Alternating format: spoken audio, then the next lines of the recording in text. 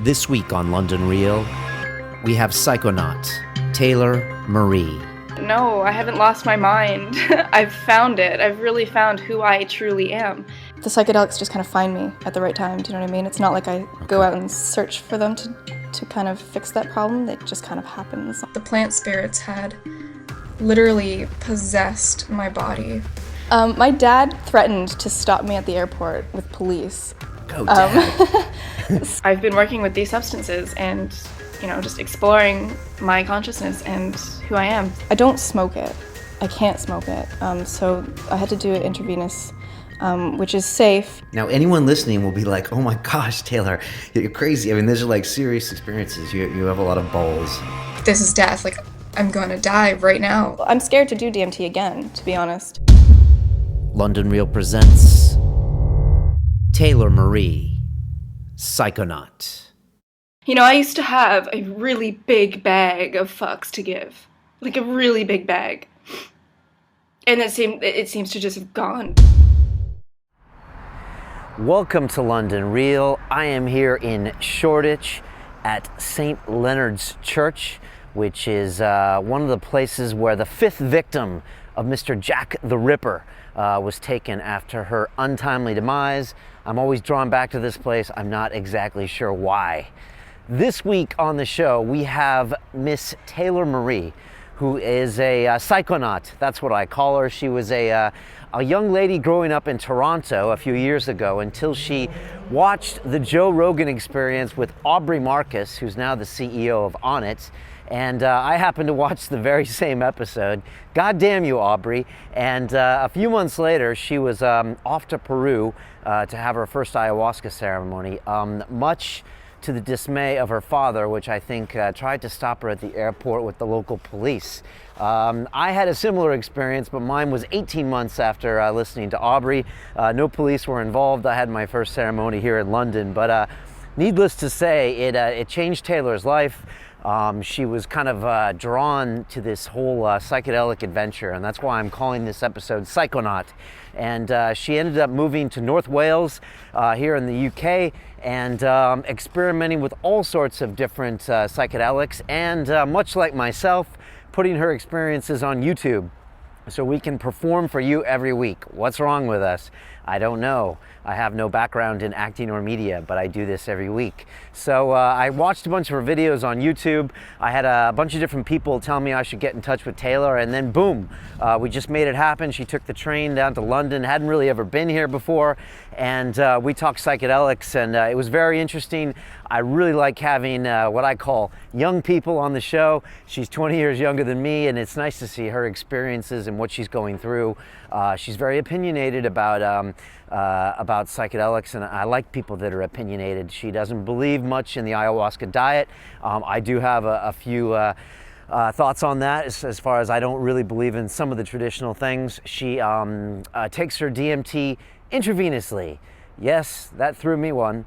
I was like, what? She has a hard time smoking it, and I understand why. It's not the funnest of experiences. I'm not necessarily suggesting this method of consumption for DMT, but she has a lot to say about it. So I wish her the best of luck. She is actually in Peru as we speak, setting up her healing center down there, an alternative healing center, taking donations in Bitcoin.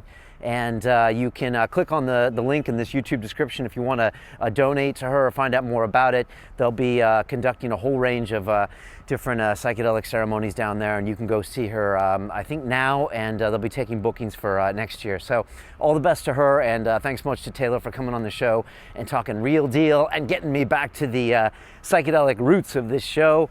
I know you never know what you're going to get here on London Real. You could get guys in suits talking about stock markets, or you could get people talking about our oceans and the fish, or Beardy Man beatboxing. So it's good to shake things up. But thanks so much for Taylor for coming on the show.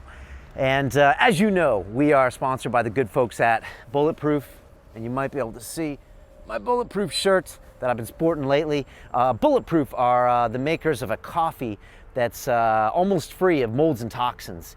And you mix that up with grass-fed butter, and you add an MCT oil, which is a medium-chain triglyceride, into a wonderful brew that you drink in the morning. It pretty much replaces your breakfast and gives you some great healthy fats to get your brain working, eases in that caffeine, and it's just a fantastic way to start your day. These guys are the ultimate in biohacking. They've got all sorts of ideas. I've been monitoring my sleep now every night with an app on my iPhone. They've got all sorts of products that they believe will make your biology work better. And I just think their whole mentality is fantastic.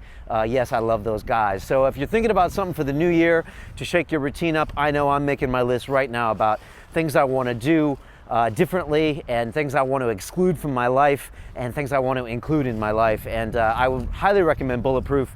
A bunch of my friends have just recently tried it, and they're shedding weight by drinking butter.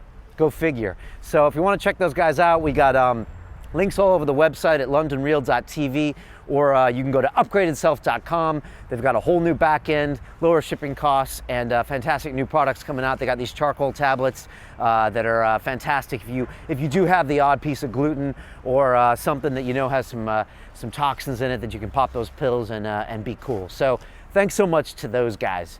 Bitcoin's going crazy these days. You know, we've recently had Max Kaiser on Silicon Reel talking a bit about the currency that's probably going to make him a billionaire. God damn you, Max. And it's pretty crazy. So we've had a few guests on the show that are coming up in the next few weeks. They're going to talk about it. We've got Rick Falkvinge, who is the founder of the Pirate Party in Sweden, who later were associated with Pirate Bay, and he's got a whole idea about copyright and freedom and Bitcoin as well. And then we've just had Arjun Kamphus, who is the partner, the boyfriend, if I can say it, of Annie Michon, who was our guest. He's a very intelligent guy that talked a lot about security, and he had his own takes on Bitcoin. So we're going a little crazy as this thing tops out at $1,000. I think it's important to address. So I want to get more of your thoughts. And that's it. If you want to check out our parallel or sister show called Silicon Reel, it's a lot of fun. Lots of startups and cool ideas there, so check that out. There's a link on our new website.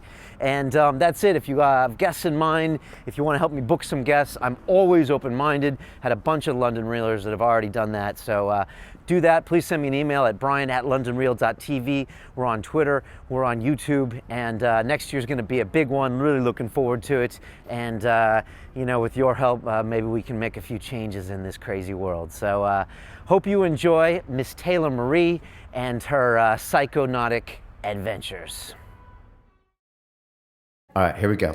This is London Real. I am Brian Rose. We're sponsored today by the folks at Xbrain. They've got a lot of great products, including the Way Better Protein Powder, Xanarex Fat Burner, a bunch of multivitamins. They've got a discount for London Reelers, 15% off. You can go to xbrain.co.uk, type in the code London Real, and there you go. We are drinking and sponsored by Bulletproof Coffee. Taylor's just had her first sip, and she said, It's really nice. I like the butter. Right? And you didn't think you would, right? I didn't think I would, no. Everyone says that, you know. It's they're geniuses over there. It's coffee that's free of molds and toxins, so you don't get a crash afterwards. It's got grass-fed butter, some MCT oil, which is like the best of the coconut oil. You mix it up, and it's what I have every morning. It's kind of like my breakfast, like a meal supplement. So check that out. You can just kind of biohack yourself. It's the guys at Bulletproof Executive. You can buy that at upgradedself.com in the US or at Xbrain here in the UK. Now down to business. Our guest today is Ms. Taylor Marie. She is a self-described psychonaut who's posted lots of videos on YouTube about her experiences with ayahuasca, DMT, and the Big Daddy Ibogaine, which I have no experience with. You're moving to Peru in a matter of days with your partner. You're going to open up your own alternative healing center. Thank you so much for being here. Welcome to London Real. Thank you. Yeah, I'm really excited to be here. Is it true this is your first time in London? Well, I drove through London once, but I've never actually gotten out of the car. So technically, yes, it's my first time stepping foot. Okay. And and you're coming from North Wales, right? Yes. Now, if you had to describe to an American or a Canadian the difference between, say, North Wales and London, like what would be the geographies? You know? North Wales, it's like, I tell everyone it's like fairy tale land. You know, there's like all these like rolling hills and beautiful scenery. And I noticed, you know, as soon as you get into England, it's just like flat. And the city, I mean, it's obviously city. I mean, it's, I don't know. Yeah, England's terribly flat. What I used to, I used to fly helicopters. I was trying to get my helicopter pilot's license, and I used to fly right outside, just under Heathrow's airspace. And when you get, I got lost once alone in a helicopter. That's really not a good feeling. Like, really not a good feeling. I was singing to myself, I think, like a third grader. I was like, I wish they all could be California girls. But the thing is there's no topography. So there's no mountains, there's no rivers. And so when you get lost, like you can't see anything. You can see train tracks and maybe a few highways. But people in England forget what hills are. So I will go to Wales. I've never been there in 12 years. I know I'm going to get a lot of Welsh hate that I haven't been there. But if you guys have any suggestions of where I should go for my first mountain visit in Wales, please hit me up. And you too as well. Yeah. Okay. I want to hear about your journey. It's really weird. When I hear people's names, like your name, from like different sources, is when I finally think they should come on the show. It's really weird, and I'm really weird how I choose people. And a few different people had mentioned your name over the last few months, and I checked you out, and I really liked your point of view, your videos. You seem to be thinking a lot about what you're talking about. You tweeted out something the other day that you said, I think you said that, something about psychedelics being trendy and how you didn't really know if those were working together. I want to ask you more about that. But how did you come on this journey? I think you had an ayahuasca experience a little while ago. What happened, and what was Taylor Marie like before that happened? Well, I was on the path to becoming an actress, actually, for film and television. That was like my thing. I wanted to do it. I wanted to like get into Hollywood, that kind of thing. Wow. Where are you from? I'm from Toronto area, okay. Brampton. I heard about ayahuasca on one of Joe Rogan's podcasts. This was August of 2011. Me too. And as soon as I heard the word ayahuasca, I was just immediately hooked. I was like, what is that? So I immediately, I went online, started researching it, and I just knew right away that one day, didn't know when, I would go to the jungle and try it for myself. And you had no other psychedelic experiences before this? When I was 15, I did LSD. Okay. It wasn't very good, but, and I've tried other things as well, experimented in high school, but not really with psychedelics. Okay. So. Do you think a 15-year-old can process what LSD does to their head? We'll talk about that later. Yeah. So Rogan planted the seed. Was it Aubrey Marcus that talked about it? It was. Okay, yeah. Me too. Me too. It took me, I think, 18 months from when Aubrey talked about it to where I had my first experience. Right. So, goddamn Aubrey. I wonder how many thousands of people have tried ayahuasca because of him. So probably lots, yeah. So months later, you were in the jungles? Literally 2 months after I heard about it, I got an offer to go to Ecuador for free. It was out of the blue, completely random. Nobody even knew that I wanted to go to Ecuador. So that was, manifestation at its finest, I think. So I went in December for 18 days, spent 5 days in the jungle, did 2 ayahuasca ceremonies. And when I went home, just a couple weeks, after coming home, I had this huge, epiphany in my living room. And I was alone, no one there to talk to, so I kind of just turned my laptop on, turned the webcam on, and started recording. And that's my first YouTube video. When was this? This was February, the beginning of February 2012. Okay, all right, almost 2 years ago. Yeah. Okay. And so, that video that I posted is like the moment where I decided that I didn't want to act anymore, and that I didn't know exactly what I was going to do. I thought I would, go back to apprentice and be a shaman. Things have obviously changed a bit. But I just decided right then and there that I would go back to the jungle. Okay, and did you go back? I did, in May. Okay. Again, things sort of just happened, bunch of synchronicities. I met people, the right people, and ended up going to Peru for a month. I don't remember how many ceremonies I did in that month, but quite a few. And then after that, I went home again, recorded another video, and that's just kind of how my video thing started rolling. Okay. How old are you? I'm 23. So you're 23. So you were 22 when you first went down there? 21, yeah. Okay. I mean, I know you're going to be opening a center down here, and a lot of people ask me all the time where they should go, and they're worried about the safety, and they're worried about the ayahuasca tourism that started. Were you ever worried, as a young female, about your safety? Did you go with people or? In Ecuador, I went with my roommate, who's another female, and her friend, who's a male. So I did feel there were times where was kind of nervous because me and Danny, my roommate, we had to be alone for quite a bit until we met up with our other friend. So there were times where, I felt a bit sketchy. But as long as you stay smart, you keep your belongings on you, you're fine. And what did your family say and your friends say before and after? Because this is always interesting. Yeah. Because I have my own experiences with this. My dad threatened to stop me at the airport with police. Go, Dad. So he was not happy about it. On the way there. Well, days before I was going to go, he was like, you can't do this. I'm going to call the police. I'm like, Dad, I'm 21. You can't really do that. But yeah, he wasn't very happy. My mom was kind of on the fence about it. She was excited that, she likes that I'm adventurous and stuff, and she wants me to get out there, but at the same time, her motherly instincts were kicking in. But she's always been more open to what I'm doing than my dad. The rest of my family are just kind of like... Okay, and when you got back, how was the relationships after that? They didn't really change that much. They have now, but yeah, when I first got back from the jungle, they were kind of just relieved, I guess, that I came home safe. They weren't really that interested in anything that I had to say. Okay. But it changed over time. It's interesting what happened, because when I was going to do it, we did it on the show, and so we started London Real in October 2011, and then we went and did it in March. And so 2 or 3 months out, my girlfriend was not very happy about it, and then a week before, it was just all this resistance. Yeah. And then after I got back, they were like, wow, you're so much nicer than you used to be. And I was like, wait a second, I'm always nice. And then 3 months later, I remember an argument, and they were like, you haven't changed. And a few people have told me they've had that experience as well, where people are hesitant, and then they're relieved, and then they're like, you're just back to the same old douchebag again.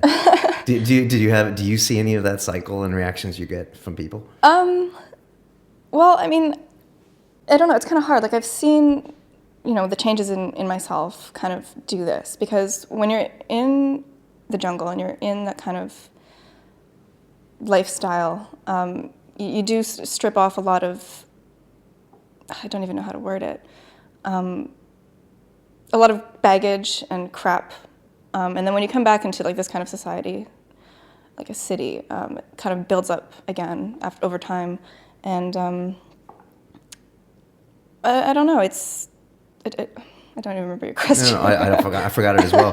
But no, it's funny because you come out of one of those ceremonies, and you've seen the light, you've seen the errors of your ways, you make all these changes you're going to make. I equate it to almost dying in a plane accident. And when you're going down and you're about to hit the ground, and you're thinking that you want to hug your kids and tell your best friend that you really love them and apologize for that. And then you get home and you're this changed person, and then a couple weeks later, you're back to your same habits, the same tension, and you kind of fit back into what you were doing before, but you're a little different. Mm-hmm. And then I would argue, and I don't know if you would say, each subsequent ceremony maybe gets you kind of to a better place. It does. I mean, it does build up, and you do have to do some work after you do the ceremonies. You can't just kind of do it and then go just put it to the side and think that it's going to do all the work for you behind the scenes.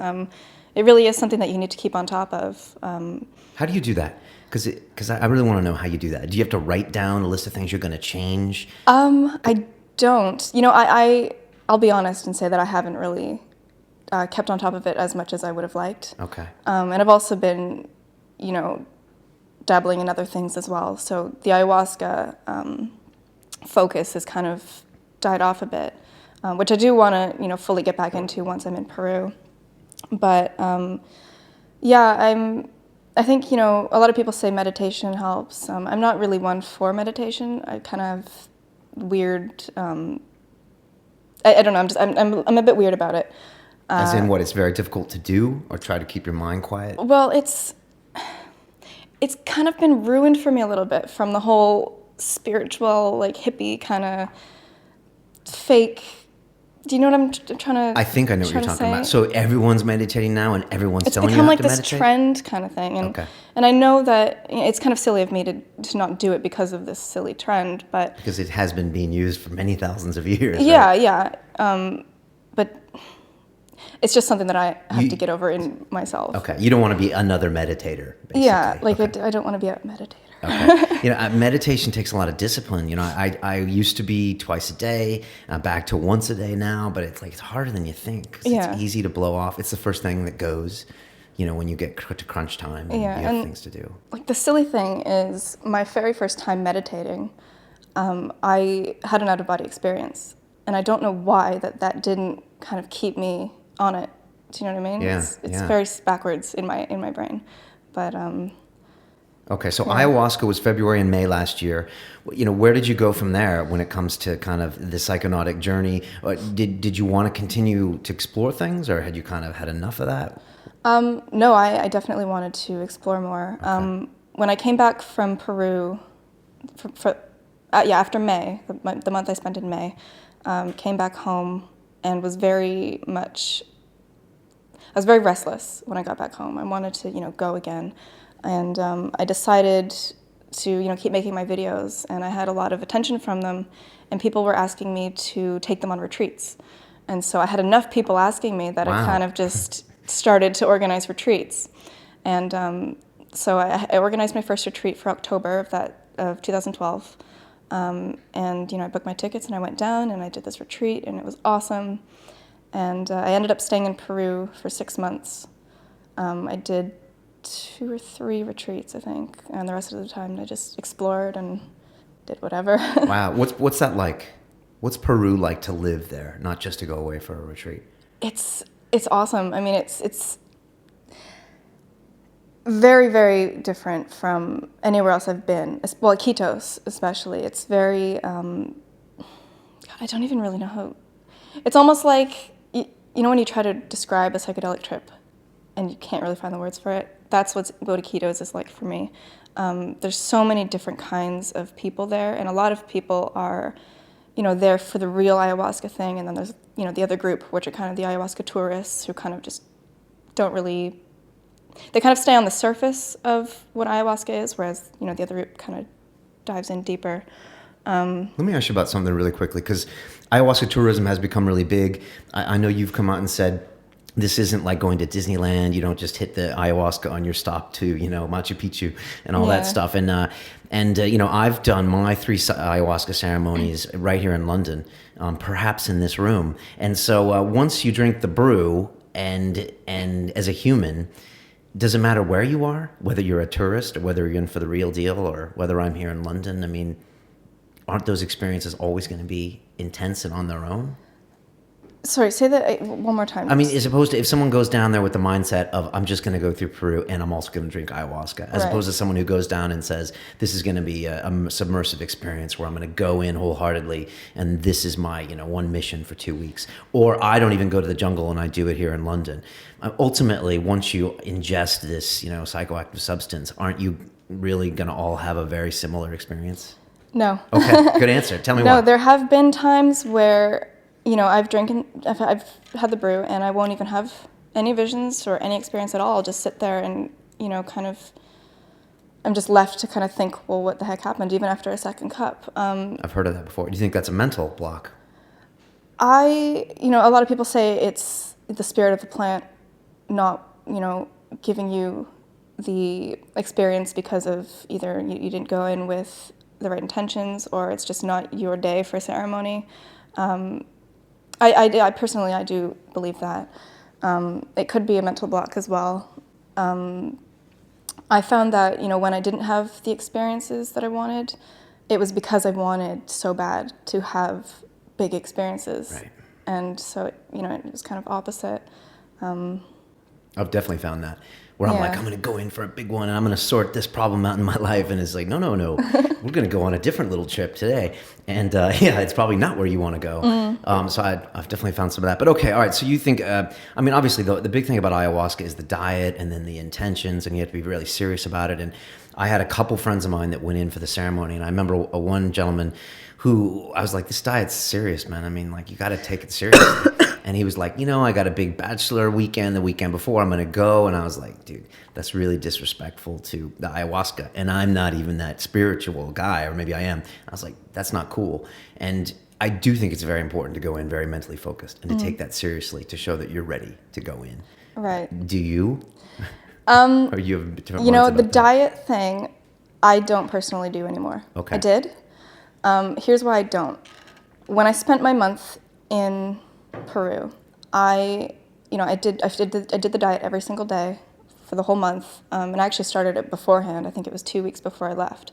So no salt, no sugar, no spices, no fats, no oils. It was very bland. It's really hard. It is very, very no difficult. No caffeine, no alcohol, no nothing. Yeah, it's really hard. Yeah, and I found that it was very hard to focus in ceremony because I was always thinking about my stomach.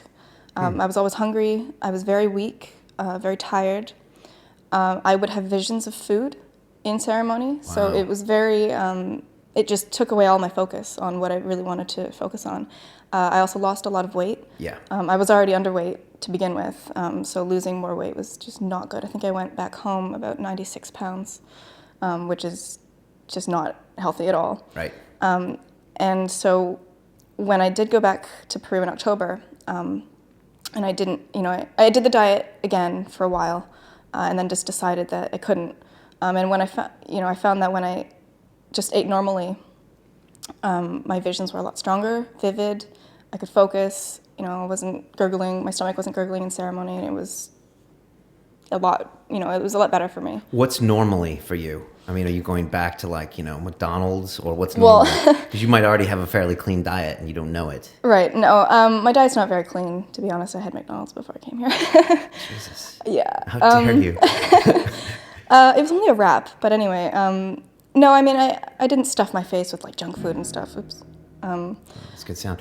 It's interesting because we had Dan Hardy in here, who's a UFC fighter, and he had a few questions about the diet as well. And now that I've done it 3 times, and I've also had some psilocybin experiences where I fast only that day, and I the thing is with the ayahuasca diet, it's probably been passed down for thousands of years, right? And it's kind of like this old wives' tale, don't do this, and you really wonder the science behind some of this stuff. I get some of it. I get the sugar and the gluten and maybe some crazy spices, but I don't get other things that probably are still going to be all right. And everyone who goes down to an ayahuasca ceremony loses massive amounts of weight. If you're doing the ayahuasca ceremonies and doing the diet, then it's not sustainable. You will probably starve, right? Yeah, well, I've actually asked a few shamans about the diet, and they really don't know anything about it. Okay. It's what I've heard is that it was brought in by Westerners. Interesting. What it is really is, traditionally in the jungle, they don't eat the kind of things that we do. Right, They don't have access to it. They have rice, they've got fish, yucca, just plain simple things. Not because it wasn't meant to be eaten before ayahuasca, it was just because there wasn't any access to it. So when the Westerners came in, they sort of took that on and made it a diet sort of thing.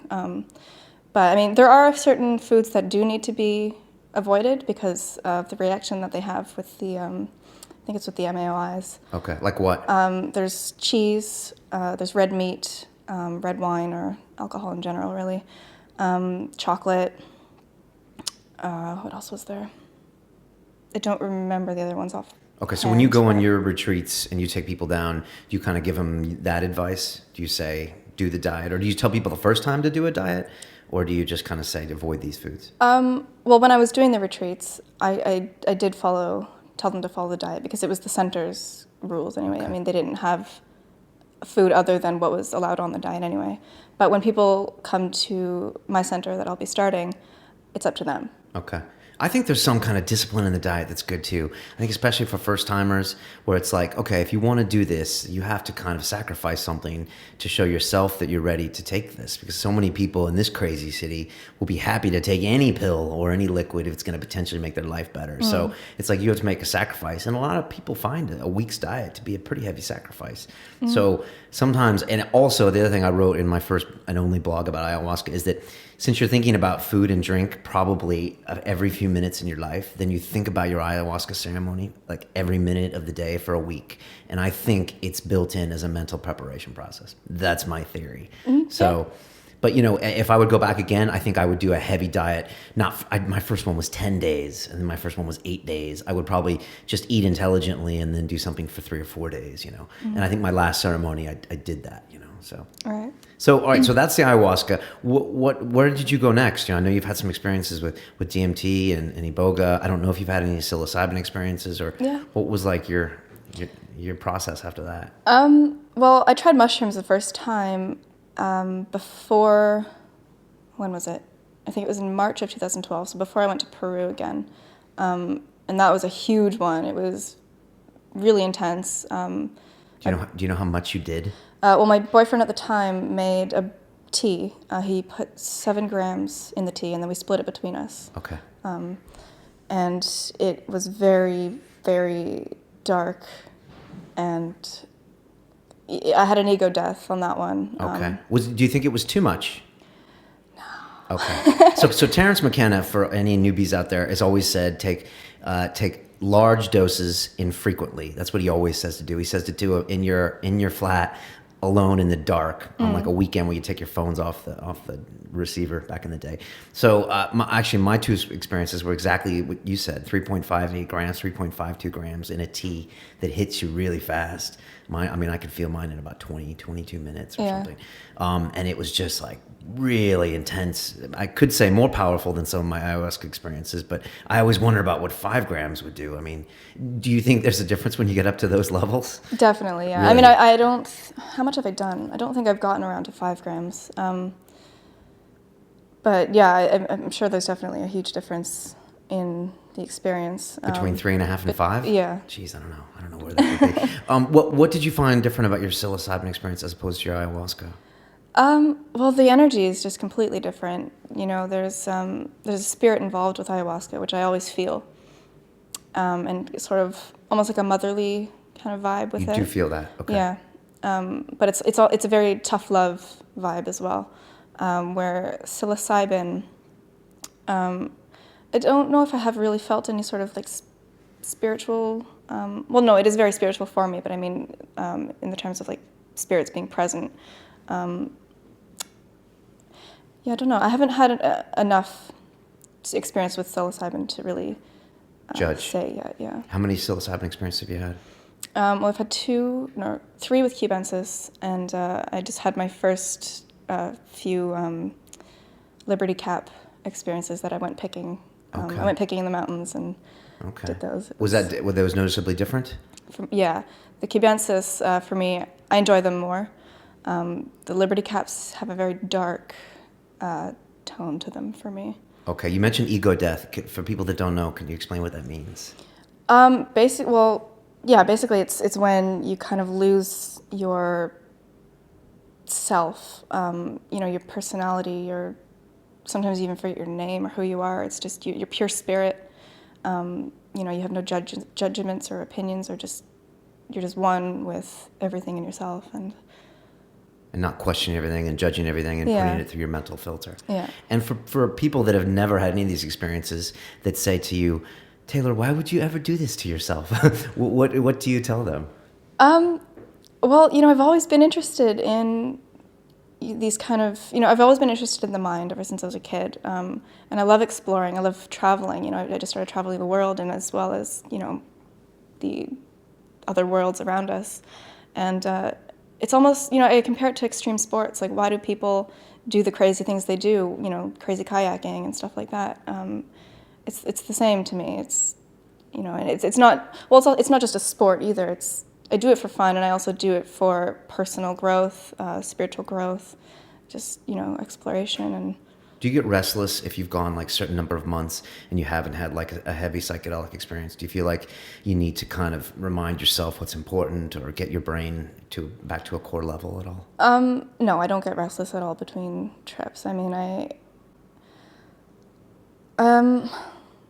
it's not something that I like need to do all the time, or, I'm not dependent on it. Because even without psychedelics, I tend to go off on my own, in my own mind, and I'm always, thinking about everything. Okay. So, all right. yeah. I do, to be quite honest with you. And I notice, like, in myself, if like just basic things, like if I'm getting upset at the line at the, at the grocery store, I'm just like, what's wrong with you? You know, because after my ayahuasca experience, I'm not, and I'm appreciating all these wonderful things around me.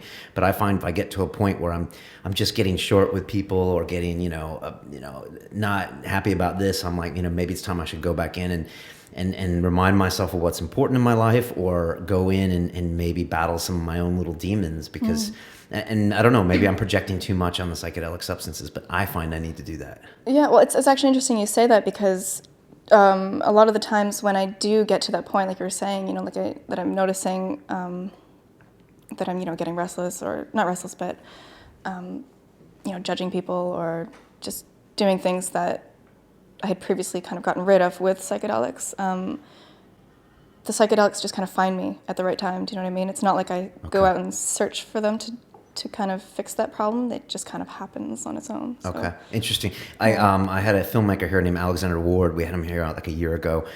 Originally, he did some ayahuasca filmmaking, and then him and I did a big episode on DMT. And it's funny, as I look back on it now, I was like, I haven't done ayahuasca this year. And then if I go back through, it's like, wait a second, you did DMT 4 months later, and then you did psilocybin 3 months and 3 months. And it is like I find some way to kind of cleanse this spirit.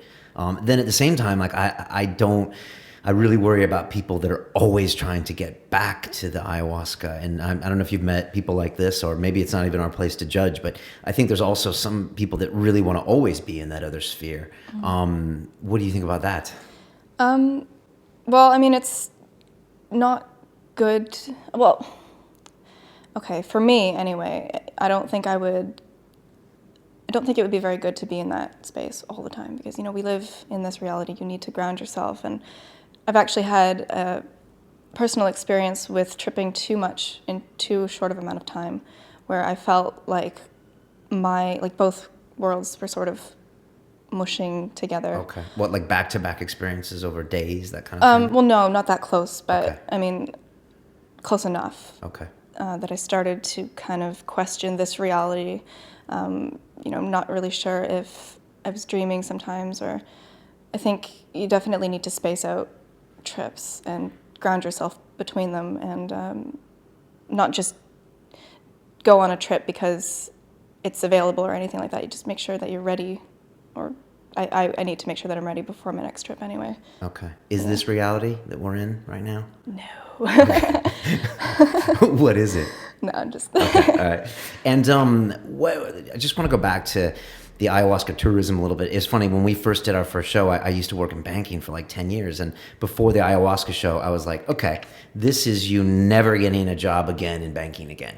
Because now you're going to publicly come out and say you did this psychedelic. And if you ever want to go back, you're going to have to be approved by the Financial Services Authority, blah, blah, blah, blah. And then the more that I get to know it, I'm like, every...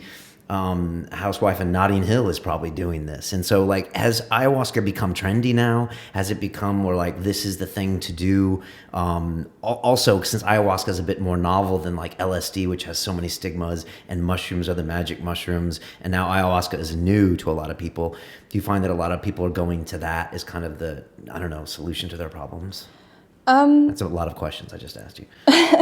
Well, I see it two ways. I'm really glad that ayahuasca is getting out to a lot of people. I feel like it's sort of, like, ayahuasca is a vine, right? And the way vines work, grow is, they grow and they spread over huge amounts of distance or whatever. So I feel like that's kind of what the vine is doing through people, and connecting people all around the world. And there are a lot of people who genuinely want to go and work with the medicine to change themselves, or to heal. And then, I think there's also people who just want to go and do it for the novelty. And I mean, I don't know if that's necessarily a bad thing, because I'm sure, I mean, I don't know. Ayahuasca will find people who are ready to take it when they're ready to take it. I don't know where. No, I see what you mean. I think I see what you mean. It's like, and I see what you're saying, but I guess people taking ayahuasca can never hurt the situation. Like, I think it could help anyone, no matter what their motivations are. Yeah, I mean, eventually, it would sort of, even if they're drinking it just to trip their heads off or whatever. I think eventually down the line, it does plant a seed, and they will sort of have a realization and kind of take it more seriously. Or yeah, I mean, I think any kind of ego crushing or empathy building psychedelic can just in the long term help people, but it's definitely interesting if you're not mentally ready for it. I went to Amsterdam like 6 or 7 years ago before I knew anything about this stuff, and of course ingested some mushrooms and had a horrible time because I didn't know what was going on, and my ego was definitely not ready to be messed with, and I didn't get a lot out of it because I didn't know what it was doing. I didn't know. I'm sure it changed me in some way, but now when I go in, I'm like, okay, here we go. We kind of know what we're getting into. We know to listen. We know to not fight it and that kind of thing. And so I think I'm getting a little more out of it. I've been doing psilocybin the last couple of times. I haven't touched ayahuasca now in a year, and I definitely agree it's a different energy there. I think I was looking for Mother Ayahuasca my first psilocybin experience, and I was hoping she was going to be there. And she wasn't there, but there was some other kind of entity there, but it wasn't as motherly. It was still a lot of big lessons and some big stuff happening. But it was definitely different, and I found the ayahuasca effects lasted longer. I found like 6 weeks later, I'm still having introspective moments. And with the psilocybin, I must say, like even a couple weeks later, I was trying to remember what it taught me. And I was like, what? Didn't I have to do something? Didn't I have to change my life?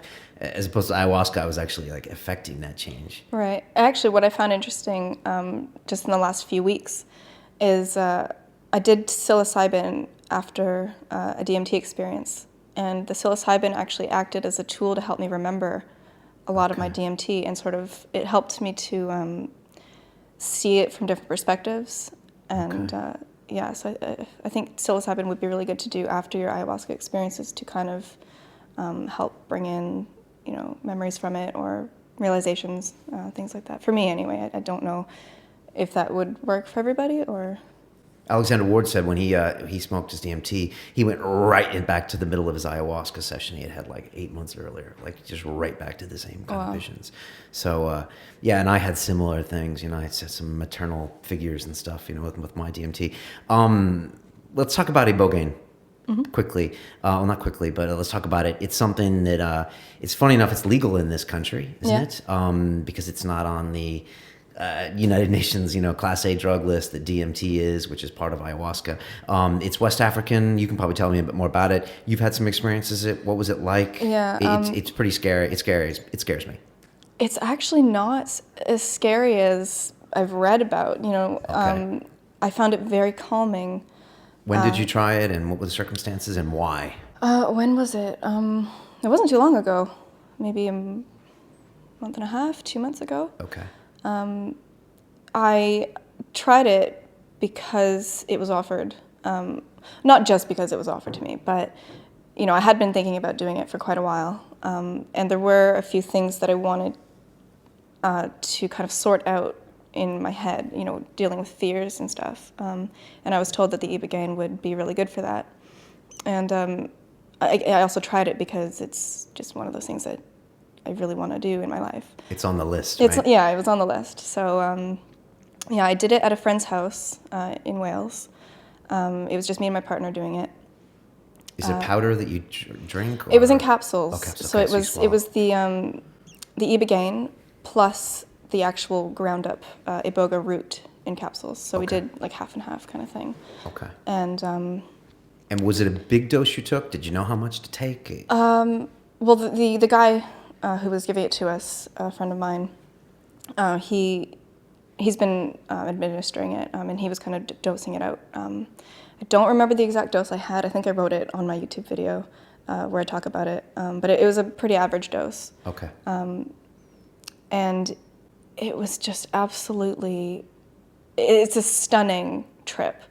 It's not very psychedelic, like you know how most psychedelic trips have kind of like colors and waves and stuff and patterns. This was more of like HD TV pictures kind of showing up in your head.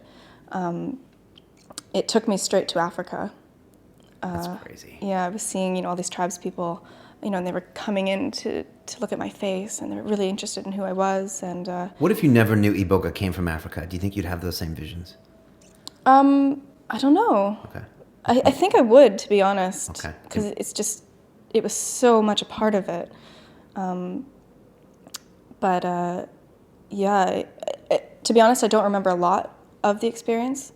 It's fairly long. I think it was about 24 hours that That's we were. long. Yeah. And it was pretty much maintained steadily for that amount of time? Or did it peak after a certain number of hours? I couldn't tell you. And you weren't sleeping or anything? No. Not Okay. sleeping. And were you just immobilized? Yeah, it's very hard to walk on. Unfortunately, I had to use the bathroom like so many times during it, so I was like, wobbling and stuff to the bathroom. But for the most part, you're just laying down. You want to, have a really comfy spot to lay in, pillows, blankets.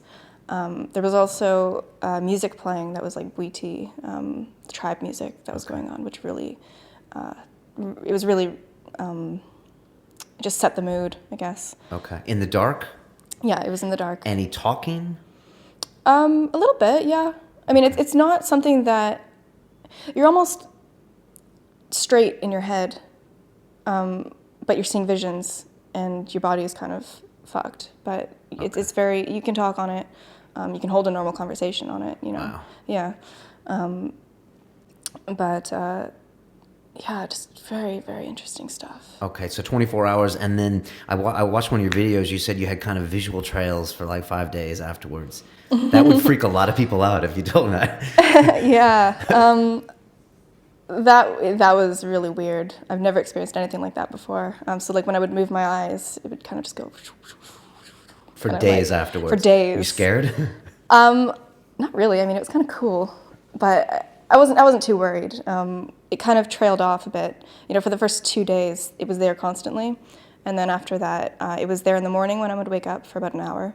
And then it would stop. And then once it got dark at night, they would come back until I went to bed. Wow. So yeah, it was really weird. Okay, and have you been able to process that whole experience? Did you get some things out of it, other things? Also, I've heard it's a very masculine energy. Did you get that feeling? Yeah, I did get that. Like stern masculine energy, or I don't know. No, I've not just heard very masculine. Stern. Just very fatherly. Logical. It kind of just told you how it was, whereas ayahuasca kind of, has metaphors and will show you something that doesn't really mean that thing. You kind of have to figure it out. Yeah. Whereas Ibogaine was just like, this is how it is, and bang, bang, bang kind of thing. Yeah, for me it worked out quite a few fears in my mind. I was starting to get really paranoid about things. Like I was saying before with my tripping too much in a short amount of time, it sort of brought in paranoias and anxieties and stuff. And the Ibogaine sort of kicked that out, which is really good. Yeah, it's not something that I've fully processed yet, and I would like to do it again. I think I will have the opportunity to in January. So. Okay. What are your thoughts on group ceremonies? I mean, obviously, when you go to Peru, I think most of the ceremonies are in these big groups. Mm-hmm. I've done always individual ones or one with just one other person in the room, and that definitely suits me. But I've got my own issues when it comes to being social. Right. But what do you think? Where's the place when it comes to other people or not? Well, I don't agree with how some centers have so many people in one ceremony. For me, I think the maximum would be 6. And the reason is because, the shaman generally, they make sacred space and they hold it throughout the whole ceremony. And they're also individually looking into the people in the ceremony and, healing certain parts. And with a group of more than, 6, it's too chaotic. It's too much for one shaman to do. So yeah, the less people in ceremony, the better. Also with, big groups, you've got all these energies swirling around and it's really hard to focus sometimes. And, some people will be crying and, laughing. Some people talk, or it's too chaotic, I think, for me. It can be too distracting sometimes. Yeah, right? Yeah, definitely. I mean, I did my first ceremony with another person in the room, and I found it really distracting. Like, as in, I completely just came right back to the present. Right. And I couldn't, focus. And I was just like, yeah. So I can't imagine with, 32 strangers, Yeah. But I've also heard it can be really powerful, having that whole group dynamic. Right. Well, I haven't done a ceremony that big. I think the biggest I've done was on December 21st, 2012, with about 16 people in one room. And it wasn't too bad. I mean, everyone there was pretty serious about, why they were there and stuff. And so they kind of, they kept quiet throughout the whole thing. But I think a bunch of first-timers in one room I wouldn't want to do that. Right. It could ruin the experience, right? Okay. So you're off to Peru soon. That's a big move, Taylor. You're living large in North Wales, enjoying the beautiful winter. But like, this is a big move. You guys are you're moving. You're going to create your own healing center. Why are you doing this? A lot of people wouldn't make this move. It's just something I feel that I meant to do. It all sort of happened very. I don't even. It just kind of. All these synchronicities happened, and I met all the right people, and it's just sort of become this huge thing. I sort of, when I went to Peru in May of 2012, I sort of was thinking about it would be cool to do a healing center, but I would want a partner to do it with. And my boyfriend at the time, I sort of thought that that's kind of what would happen with him, but that didn't work out, thankfully. And so when I went back to Peru in October, I met my partner now, who he does a lot of healing work, and both of us together just kind of said it would be the most perfect thing. We both wanted to live in Peru and do the healing work, and it just kind of worked out perfectly. And I already have experience with all the administrative stuff, and it just sort of happened. Okay. And what will be different about your center? Well, we're not going to be a retreat center. So we're not going to be, offering packages like most centers do. So our thing will be kind of individual ceremonies. Like, people can drop in when they want. Staying with us is optional. Like, our accommodation is optional. If you want to stay with us, cool. If not, you can stay in town if you'd like. Basically, I don't exactly know yet how it's going to work for booking wise. But yeah, I mean, it's an alternative to doing retreats, because a lot of people, don't really want to be stuck in a certain group, doing planned out activities and stuff like that. And plus, the retreats are really expensive. So we're going to be donation based. We're obviously going to charge just to cover our minimum costs, and then people can make donations on top of that if they'd like. So it's definitely a cheaper option and more free. We're also going to be offering a lot of different plant medicines. We're going to be doing ayahuasca traditionally and in every which way we can think of, just to experiment. What do you mean by that? What would be the different ways? Well, there's different admixtures you can put in it. So we're going to have an ayahuasca menu, basically. So you can do straight ayahuasca, or you can have it with this plant or this plant or this plant, or you can have it in capsules so that you don't have to drink it. That's kind of crazy. Sounds like the Nespresso of ayahuasca. Sounds like something like in a Shoreditch, hipster bar, which I guess you're probably trying not to. What don't you like about the ayahuasca tourism in Peru? What are the things you see that are just red flags? Well, personally, what I found with it is it's very... there's just so many things. Okay, I'll just start with one thing. Okay. Well, the diet thing. Okay. I think people should have the freedom to choose whether they want to stick to the diet or not. So that's one thing about our center that's good, is you can do the diet or not. Are most centers pretty? Are they pretty hardcore about it? Like, you have to do this, or you can't come in, or? Well, I don't think you kind of have to do it, but it's sort of part of the thing. Okay. And I don't think they would offer food that isn't part of the diet. Also, the sort of activities thing. I'm not really one for group activities. Me neither. But then again, I hear it's all part of the experience. So. But that's part of a retreat experience. I mean, it's not really part of an ayahuasca thing. Do you know what I mean? Yeah, I do. But I mean, it's great. If people want to go on a retreat and experience the jungle and that kind of stuff, then by all means do it.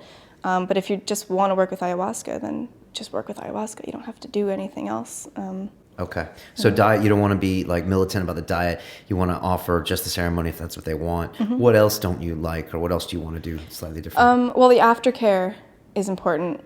I think, I can't really speak for all, about all centers. I've only been to a couple, and I don't want to say that all retreat centers are like this, but from the ones that I've been to, they kind of just give you the medicine and you're on your own, sort of thing.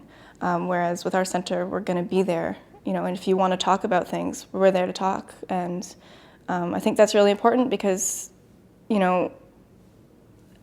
it's always good to talk things out. And if you don't understand something about an experience, generally if you do talk about it with people, you can kind of get there on your own or have other people's opinions. And what are your thoughts on the shamans in Peru? I mean, I had a female shaman in my times, and I'm really glad I did, just because I think the female energy was really important.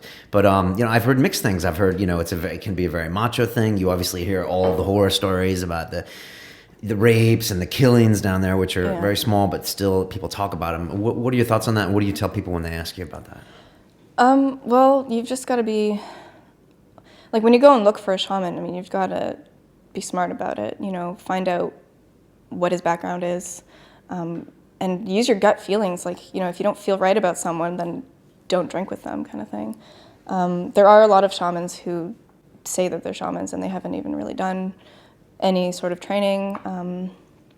But yeah, I mean, it's not hard to find a good shaman. You just got to know where to look, sort of thing. And okay. Yeah. What are your thoughts on DMT? Is it something that you think is like part of a regimen for you, a part of your exploration? And what do you think? Do you think it gets abused at all, or what are your thoughts in general? Oh, I'm sure it does get abused. Okay. Do you think because it's easily accessible and it's such a quick high, do you think it gets abused more than, say, ayahuasca? Well, I don't know how easy it is to find, to be honest. I mean, I have a lot of people always emailing me, kind of asking me where to get it. It's so hard to find, kind of thing. But I mean, yeah, I'm sure a lot of people do it just to kind of have a crazy trip and stuff. And those people need to be careful because it can really tear your head off, and you can be left really, scared.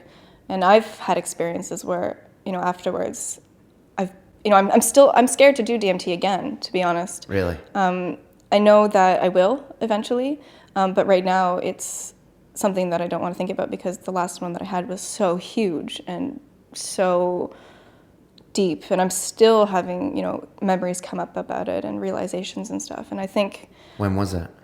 I did it 2 months ago, maybe. And what happened? Well, it was a big one. I don't smoke it. I can't smoke it. So I had to do it intravenous, which is safe. I'm clean about it. It's not like a junky sort of thing. So I had to do that. And why can't you smoke it? I waste it. I'm not a smoker, so Right. I immediately cough.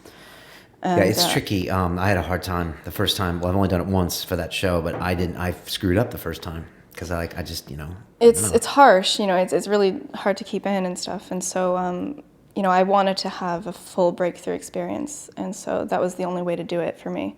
Wow. Okay, so you mix it into a solution, and then intravenous. Yeah. And I think you put it on your report. Was it like certain 70 milligrams or 78? It was milligrams? 68. 68. Okay. Yeah. But if you're doing it intravenously as opposed to smoking it, is there like a huge difference of what you should do? Because when you smoke it, you don't get a lot of it in. How did you know that was the dose you needed?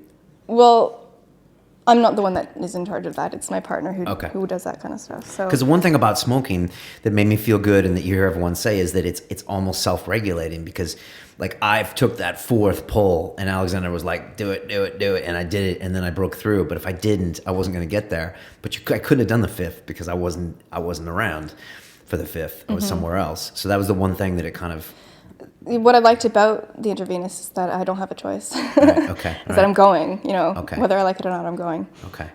So yeah, it's instant, just shot through a tunnel kind of thing. I had no, I completely left this reality. I don't really remember the trip in order. So much went on, and I'm still, there's still big chunks of it that I don't remember. But did you want me to go through what I do remember? If you want to. Well, I'll talk about a couple things that were really interesting. I felt, there was this one part where, I was laying in this kind of hospital bed thing in this black room that was covered in all these geometric patterns. And there were these DMT beings all standing around me. And it was terrifying. I felt like I had either just died or was just born. I couldn't tell the difference. And I knew that, these beings around me were sort of making sure that I was okay, sort of thing. They were checking me out and sort of checking my vitals kind of thing. So that was really weird. But it was safe. They weren't terrorizing you. Yeah, it was safe. I mean, I felt completely taken care of, and they weren't malicious or anything. An interesting one, a memory that just came back to me a couple days ago. I was again laying on this table, and all these beings around me in this colorful room with all these patterns and stuff, and all I could hear was this kind of like dial-up modem noise, but like really sped up and like really like just crazy fast. And all the beings around me it looked like they were spewing out this like technicolored, I don't even know how to describe it. It was just all these shapes and stuff, and it was going into my body or my spirit. And, my body was kind of twitching and stuff, and my eyes were wide open, my mouth was wide open, and what it felt like was I was being, information was being downloaded into me. Yeah, that was just really, really amazing. Terrifying at all? No, not really. Okay. I mean, it was strange. There's nothing normal about it. Okay. So it does have kind of like an odd vibe to it. But no, I didn't feel like I was in any danger or anything. How long were you under for? I think the entire thing lasted about 20 minutes, and I was gone for maybe 10. And then when I came back around, it was, I was still in it, but. And that was your first proper DMT experience, because before when you tried to smoke it, it just didn't go very well. I mean, I had an IV before, but it was a lower dose, and I still had kind of one foot in this reality. Okay. Didn't go as far. But those things you described to me don't sound necessarily like super terrifying, but you also said you're hesitant to go back. Why? Well, there was a part of it where I thought I had lost my mind. I was in this like spirit soup, I call it. I was just this like blob, stuck in this blobby stuff, just moving around, and I thought that that's what my mind had become, and I kept repeating this thing over and over and over and over and over, and it was just, I don't know, it just terrified me. Okay. And when I came back around, I thought there were paramedics in the room. I thought something had gone completely wrong. I could feel them touching me. I could see them. They looked like people, with doctor's stuff on and whatever. Wow. But they eventually vanished, and I saw more DMT beings in the room. There was one like sitting on the bed holding my arm, which I could feel. But they made me feel really safe. And you call them DMT beans. Yeah, I don't know what else to call them. No, I never or heard that. gingerbread man. That's Okay. also another thing that I call them. Okay. Now, anyone listening will be like, "Oh my gosh, Taylor, you're crazy." I mean, these are like serious experiences. You have a lot of balls, I will say that. But and a lot of people who have never tried these things will say, they can't imagine why you would do something like that. So what would you say? Well, like I said before, I love to experience and explore, and I really do feel like it does.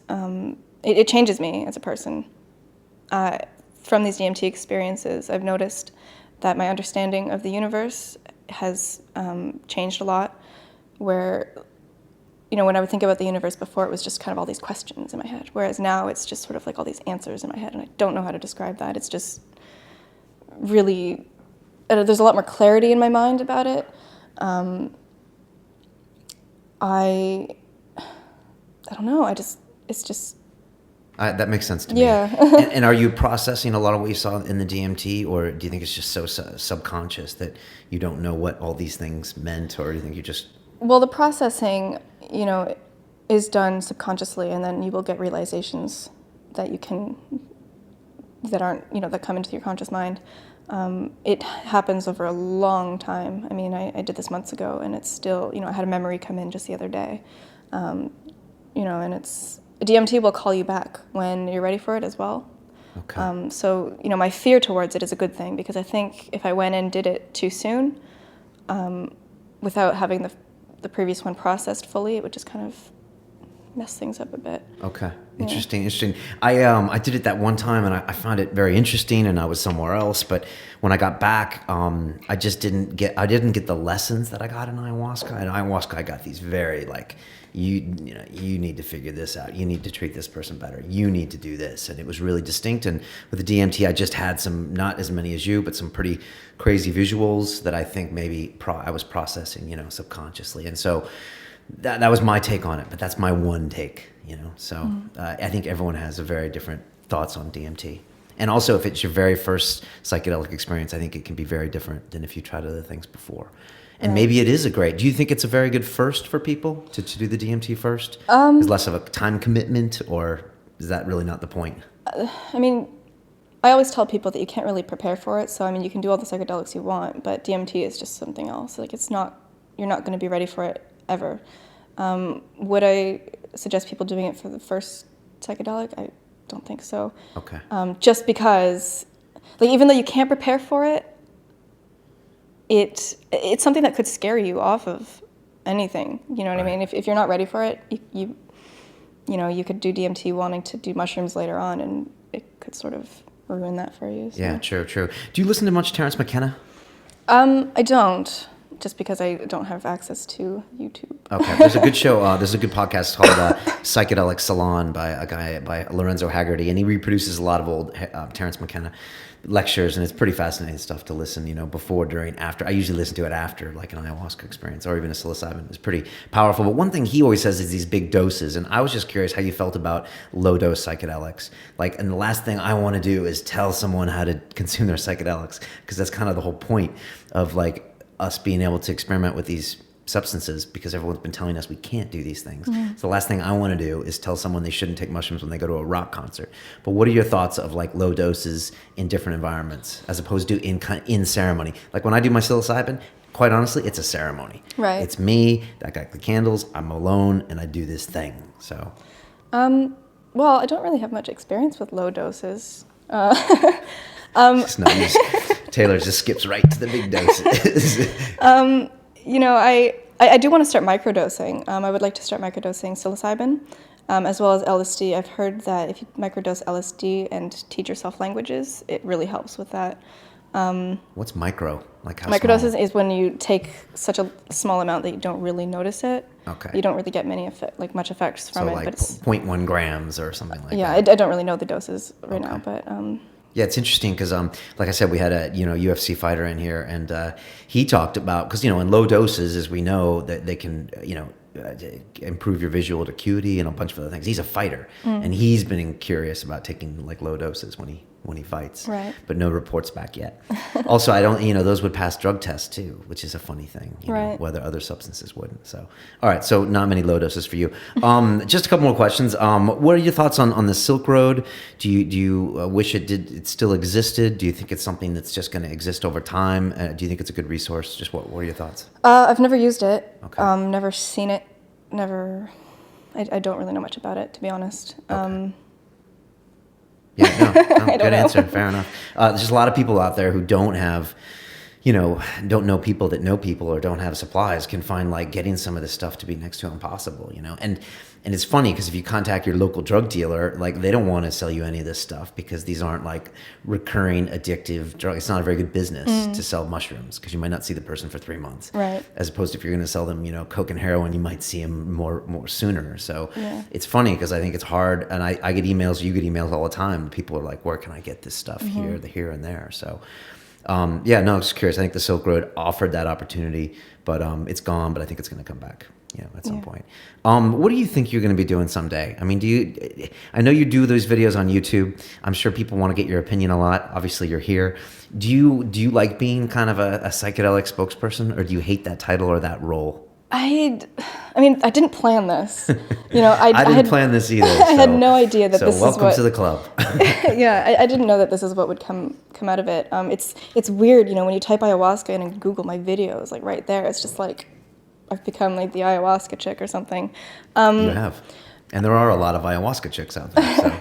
Yeah, like I don't want to be seen as, a lot of people will email me with all these questions thinking that I'm some expert, and I'm not.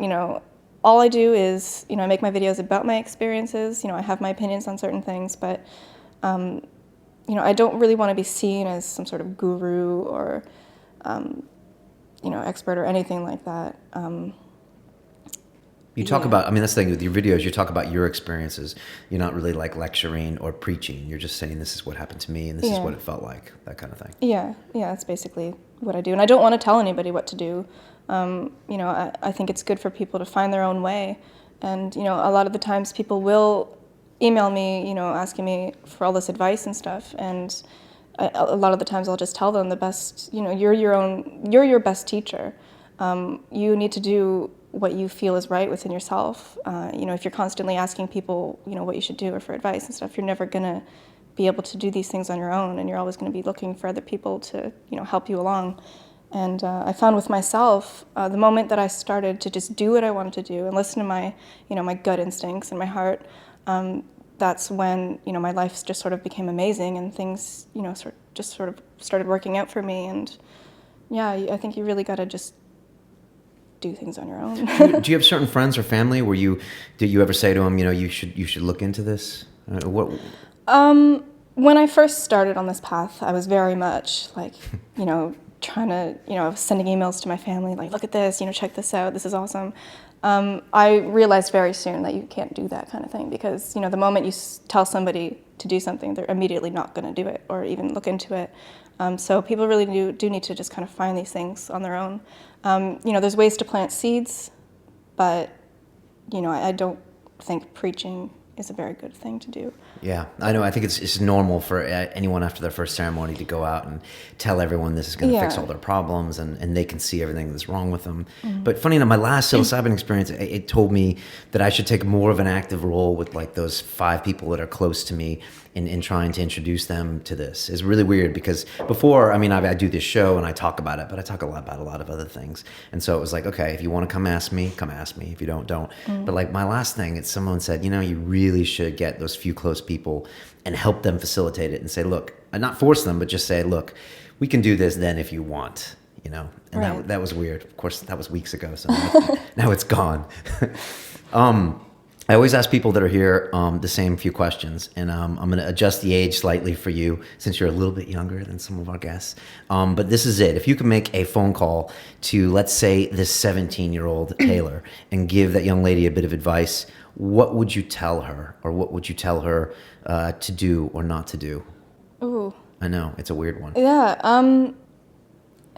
You know, it's funny because when I was 17, you know, looking back, there's so many things that, you know, I probably shouldn't have done or done differently. But at the same time, if I changed anything, I may not be here, you know. So I guess I could make a phone call and, you know, say to not be such a diva at times, because I was. This was when I was still acting and stuff, and I did kind of get pretty diva-ish. But, I mean, other than that, I think I did things pretty well.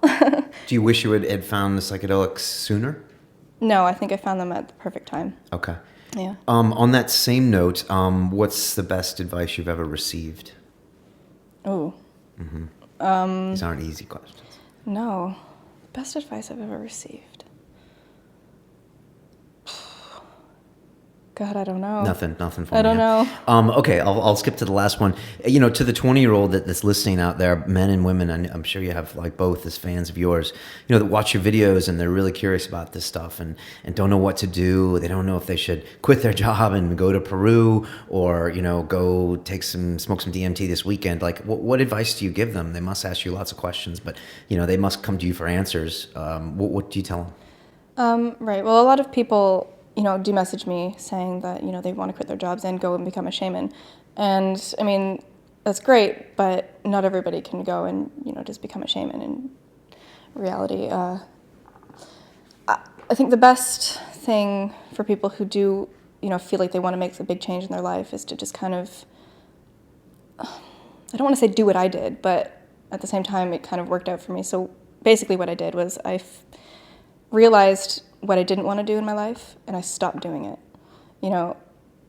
And that can be hard for a lot of people, but if you feel like it's the right thing, then just do it. So you stopped what? Pursuing acting career? There was the acting, there was normal jobs. You know, I've always hated working, and just always told myself that I wanted to work for myself, and I did. You know, I quit whatever little jobs I had and started my own thing. Yeah, I mean, it can be hard to kind of figure out what you want to do, you know. And I didn't really, when I quit the acting, I still didn't really know what I wanted to do exactly. I just knew what I didn't want to do. So I think once you stop doing what you don't want to do, it kind of leads you to realizing what you do want to do, kind of thing. That's good advice, actually. I've asked that question like over 100 times, and I haven't heard that one before. That's good. So affect some change in your life, like choose the things that you know you shouldn't be doing and actually stop doing them. Yeah. I guess that could mean a variety of things. Bad relationships, bad jobs, bad habits. Mm-hmm. And it can be really scary. But a lot of the times I found that the scarier something was, the more benefits it had.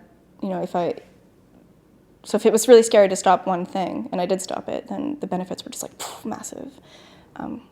If that makes sense. No, it totally makes sense. Yeah. What 33-year-old Taylor, what are you going to be doing in 10 years' time? Are you going to be like down in Peru with like 6 kids running around and like, you know, all of these different centers everywhere? Or like what's happening, do you think? I don't know. I don't plan, you know. That's another thing, is don't make plans, because it's better to just kind of go with the flow of life. And I might still be doing the healing center thing. I don't know. I might be traveling around. Who knows? Okay, Yeah. good. I like that. If people want to find out about your healing center, if people want to make donations to your healing center, you know, watch your YouTube videos, what's the best way for them to do all that?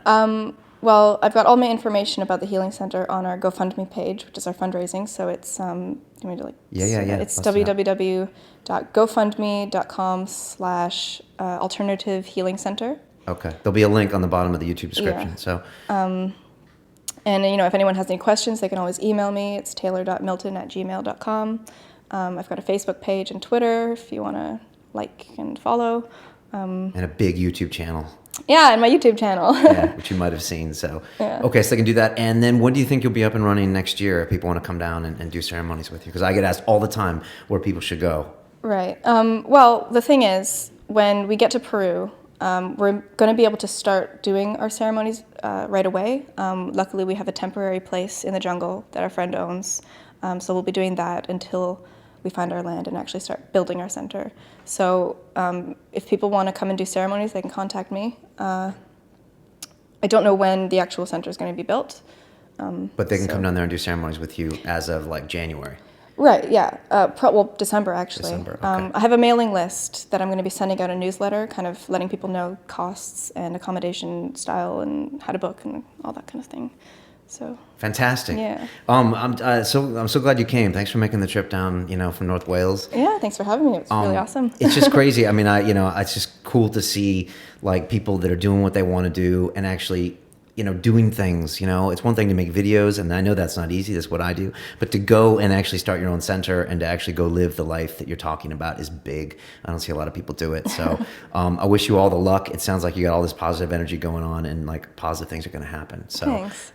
So yeah, man, maybe I'll come down there and drink some ayahuasca with you. Definitely, guys one of these days. So awesome. If you want to, if you're listening to us on iTunes and you want to see both of our pretty faces, we're on YouTube channel London Real. There'll be links below on this video to get to Taylor's channel. Please go give her some donations so the center can get up and running. I like the whole vibe of what you're doing. I like the a la carte menu. You know, that's kind of cool. I like the fact that it's not too rigid. I've had some questions about the diet myself, so it's kind of nice to see that there is a different take, and it doesn't have to be one specific way. You know? Definitely. So that's awesome. As we say at London Real, it's about the journey. I wish you well on yours, and all the best. Thank you. All right, take care. Cool.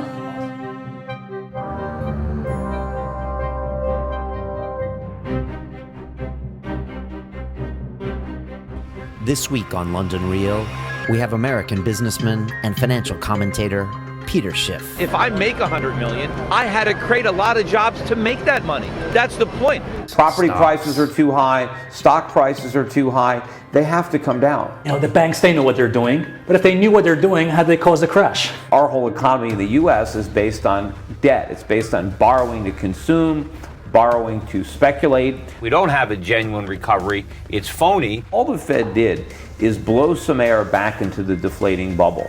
People should make themselves more aware of what they need to do so they don't end up losing their pension, end up losing all their savings. We're starving Main Street for capital while we're propping up Wall Street. Relying on hope is not a strategy.